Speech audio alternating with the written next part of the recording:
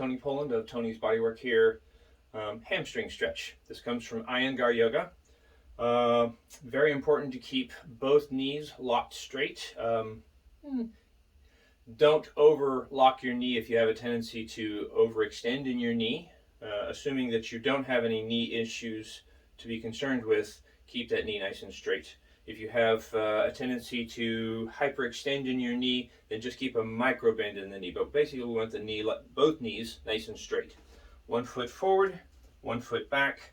We want the feet to be about hip width apart.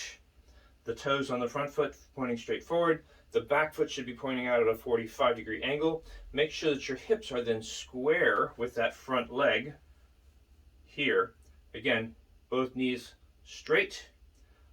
You're going to fold forward from the hip, hinging at the hip, keeping your back nice and flat all the way up through your neck, folding forward at the hip, back nice and flat, until you reach a point where that front leg and the back of the thigh, that's the hamstrings, has a nice strong stretch, but again, no discomfort. So edge of discomfort, no pain.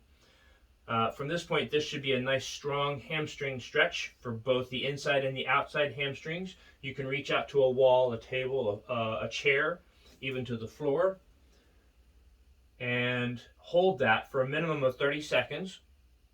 Unless you're trying to lengthen out your hamstrings, if you need to gain more length in your hamstrings, then you want to hold that for a minute to 2 minutes.